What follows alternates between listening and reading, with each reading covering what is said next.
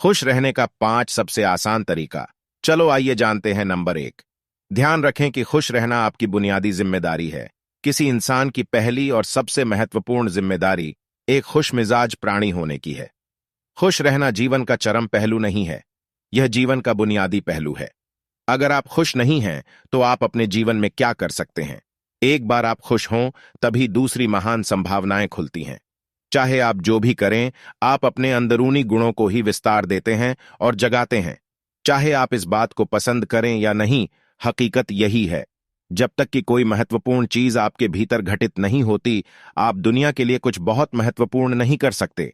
इसलिए अगर आप दुनिया के बारे में चिंतित हैं, तो पहली चीज आपको यह करनी चाहिए कि खुद को एक खुश मिजाज प्राणी में रूपांतरित करें।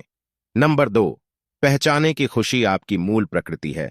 इससे कोई फर्क नहीं पड़ता कि आप अपने जीवन में क्या कर रहे हैं, चाहे वह कारोबार हो, सत्ता, शिक्षा या सेवा। आप ऐसा इसलिए कर रहे हैं क्योंकि आपके भीतर कहीं गहराई में एक भावना है कि इससे आपको खुशी मिलेगी।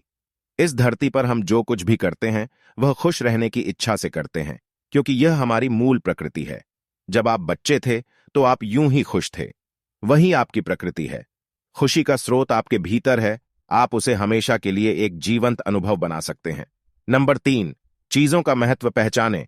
आज सुबह क्या आपने देखा कि सूर्य बहुत अद्भुत तरीके से उगा, फूल खिले, कोई सितारा नीचे नहीं गिरा, तारामंडल बहुत अच्छी तरह काम कर रहे हैं, सब कुछ व्यवस्थित है।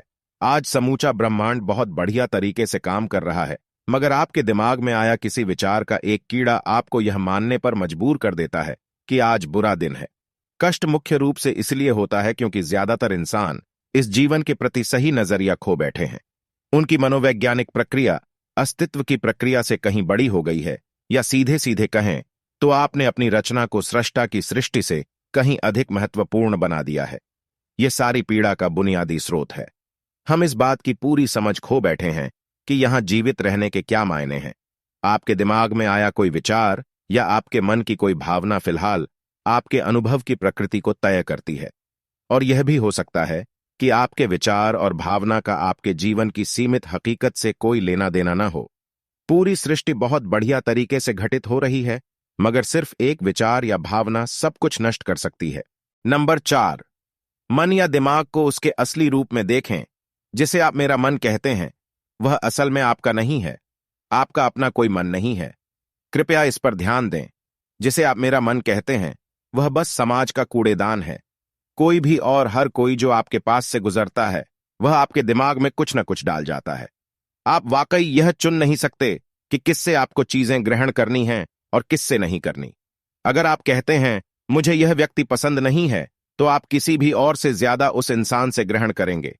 आपके पास कोई चारा नहीं है।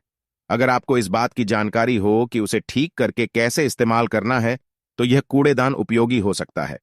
असर और जानकारी का यह ढेर जो आपने जमा किया है वह सिर्फ दुनिया में जीवित रहने के लिए उपयोगी है।